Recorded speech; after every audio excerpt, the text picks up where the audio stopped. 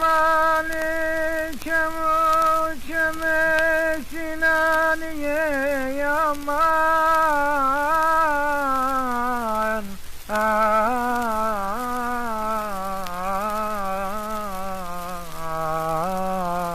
Karamalım Çemu çeme sinaniye Kül keve mala bave kızaniye Amara kudeyim Dilali mala parvi çağa Visal tarukla belani çuşivaniye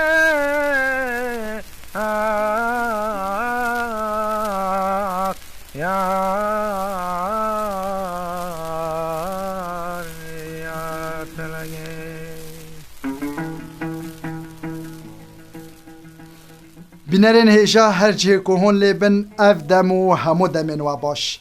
Ez tê vê carê dengbêjeke wisa bi we bidim naskirin ku dengbêjeke di mêjoya strana Kurdî de yekem kesek ku li Amerîkayê strana Kurdî bi dengê xwe tomar kiriye. Binerên hêja strana Kurdî ne tenê jilayê dengbêjên Kurdan ve hatine gotin û tomarkirin û parastin.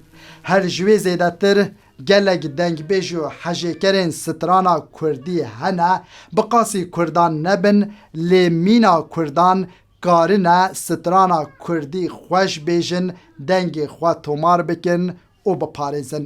Taybet dema Karapetê Xaço strana Lawikê Metînî dibêje lêlê dayekî heyranê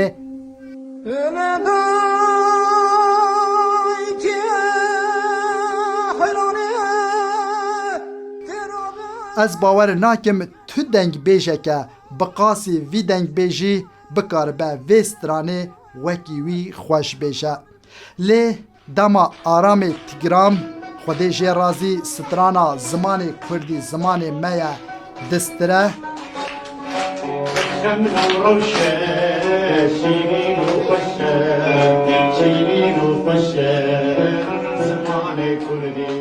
kes nizane ka ev hunermendê he dibine koka xwe de ermene. Bi dehan stranbêjên wekiye vane ku xizmeta strana Kurdî kirine mîna Yelda Balokî, İsmail Mergehî, Şileymun, Odîşo Esnêl, Rafî Mardoyanî, Semîr Yusuf, Semîr Zaxoyî, Saîd El-Helî, Nazım El-Ghezalî, Lemî'a Tofîq û heya ku digihêje vê dawiyê keça ciwan û xweşik a Fransî Eleanora Foxno û gelek stranbêjê din hene ku xizmeta strana Kurdî kirine. Lê ez tê vane hemû danim aliyekî di vê beşa dokumenteriyê de di vê beşa jiyannameyê de taybet li ser jiyannameya stranbêj û mizûkjenê Suryanî Xusref Melolî rawestin.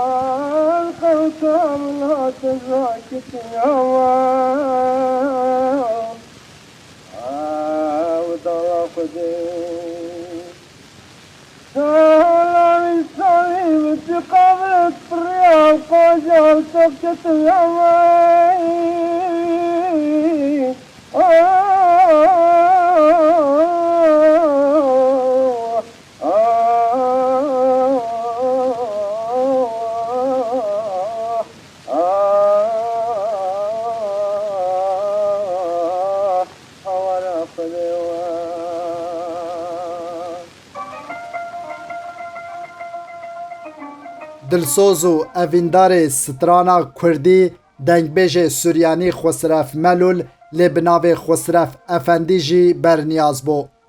Xusref Melûl di sala 1884 de li bajarê Ameda Bakurê Kurdistanê ji dayîk bûye. Piştî rêwîtiyekî dûr û dirêj ji ber sedemên pirzgirêkên civakî, etnîkî û ayînî sala 1894 ji Bakurê Kurdistanê berê xwe dide Iraqê, diçe bajarê Musilê cihûwar dibe. Dengê xwe li wir tomar dike, lê zêde namîne, ji Musilê jî berê xwe dide piştê Sûriyeyê Helebê.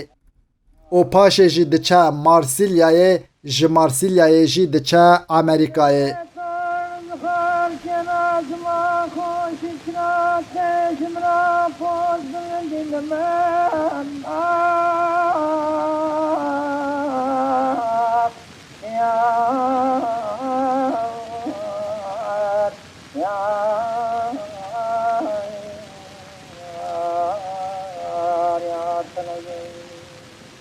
Binerên hêja dengbêj Xusref Melolî di sala 1904 de berê xwe dide Amerîkayê li New Jerseyê cihûwar dibe.